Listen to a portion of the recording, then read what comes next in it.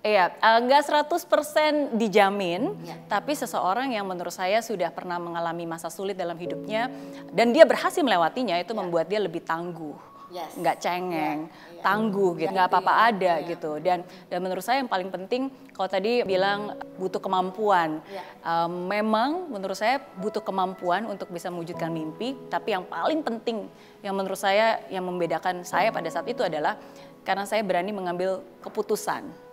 Karena menurut saya keputusan itu penting gitu. Ketika saya memutuskan, oke, that's it, saya nggak mau lagi mengeluh, saya nggak mau lagi menyalahkan keadaan gitu. Dan saya mengambil keputusan untuk saya maju gitu. Saya memutuskan, ya udah, saya ini yang saya punya, ya udah saya memutuskan untuk maju gitu. Dan menurut saya itu sih kadang-kadang kita nggak bisa mewujudkan mimpi ya karena kita nggak berani mengambil keputusan kan, masih bingung, nggak berani melangkah. Oke, di saat itu mungkin kayak cuma oke, saya berani bermimpi besar, ya kan, punya mimpi, punya direction. Tapi terus terang ya bukan berarti langsung tiba-tiba oh udah tahu jalannya gitu kan, masih nggak tahu harus ngapain, masih nggak tahu harus mulai dari mana. Ya tapi itu saya percaya saya harus berjuang. Saya nggak mau lagi bertahan. Dan saya merasa bahwa selama ini 2 tahun di hidup saya waktu itu kan 98 sampai ketika saya ulang tahun ke-20 kan berarti 2000 ya sekitar 2 tahun gitu kan. Saya bertahan, ngumpet-ngumpet makan roti di toilet, bertahan hidup $10 setiap minggu. Dan saya sadar ya mau setabah apapun saya bertahan, ya saya nggak mungkin bisa mewujudkan mimpi saya. Mau sesabar apapun bertahan nggak apa-apa, suatu saat pun akan indah pada waktunya, ya nggak akan mungkin gitu. Ya saya memutuskan untuk berjuang dan maksudnya berjuang berarti saya harus bergerak. Saya harus berani ngambil resiko, saya harus berani cari kerjaan, saya harus berani apapun juga, intinya saya harus bergerak gitu. Dan akhirnya udah saya mulai dari cari kerjaan. Ya of course nggak mudah ya, banyak penolakannya, jatuh bangun di Singapura gitu kan. Tapi ya udah intinya apapun kesempatan. Jadi di awal tuh kayak kerja bagian brosur di jalan, jadi pelayan restoran gitu. Ya walaupun banyak orang meremehkan ya, tapi again ya itu keputusan. Karena saya sudah memutuskan bahwa I do not want to look back, saya nggak mau melihat ke belakang, saya nggak mau membiarkan apa kata orang, ya keputusan itu yang membuat saya ya udah jalan aja terus gitu. Saya harus berproses gitu. Dan akhirnya dari kesempatan-kesempatan kecil bagian brosur dan seterusnya, of course dikumpulin nggak mungkin dapat $1 juta kan.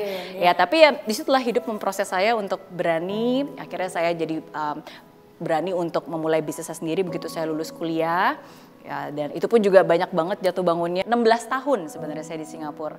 Lulus kuliah, membangun bisnis, melahirkan 2 anak, dan tinggal di sana. Semua di Singapura. Dan baru balik ke Indonesia sebenarnya 2014 kemarin. Gitu. Semua di Singapura. Jadi kalau orang bilang bahwa, misalnya orang nggak tahu ya, cuma, Mary Riana motivator dapat $1 juta, kirain $1 juta dari jadi ngasih seminar pembicara. No, itu justru dari bisnis sebelumnya di Singapura, di bidang jasa keuangan. Dia puji Tuhan bersyukur di sana, dan akhirnya ya udah. Tapi karena saya punya purpose dan passion yang berbeda, dan akhirnya itu membuat saya kembali ke Indonesia. Jadi $1 juta, pencapaian bisnisnya segala macam itu justru dari Singapura awalnya. Sebelum saya balik ke Indonesia di sini.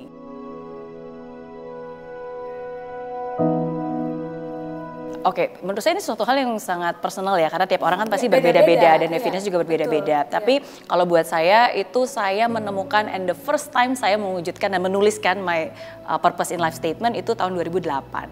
Jadi itu berarti udah berapa tuh? 14 tahun yang lalu gitu.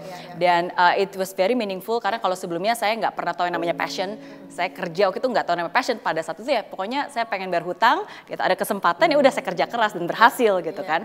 Nah tapi seiring berjalannya waktu dan berumur, ya udah saya tahu ada namanya passion, ada namanya purpose gitu. Jadi di tahun 2008 saya menuliskan my purpose in life is I want to be significant as God's living miracle, to enjoy every single moment of my miraculous life with my loved one, and to testify my blessed life story to the world as a gift of love for myself and others.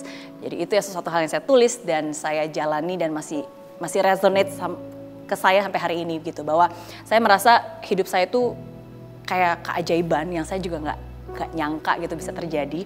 Dan saya merasa itu sungguh-sungguh karena anugerah Tuhan, dan saya merasa bahwa saya harus menjadi besar, bukan untuk menunjukkan orang kebesaran saya, tapi untuk menunjukkan kebesaran Tuhan dalam hidup saya gitu. Jadi itu salah satu hal ya, dan of course enjoying my life with my loved one, dengan anak-anak ya, dan to testify my blessed life story, menceritakan pengalaman saya, bukan apa yang saya ketahui tapi apa yang pernah terjadi dalam hidup saya ya, sebagai kekuatan, sebagai bukti nyata dan pengingat juga untuk saya akan apa yang sudah pernah saya lalui sampai hari ini. Dan itu akhirnya sempat saya tuliskan juga di blog saya zaman dulu ada zamannya blog, zaman dulu banget, namanya juga tahun 2008 kan 2010, dan saya tuliskan juga, saya masukkan juga di dalam beberapa buku saya gitu. That's my purpose in life. Yeah.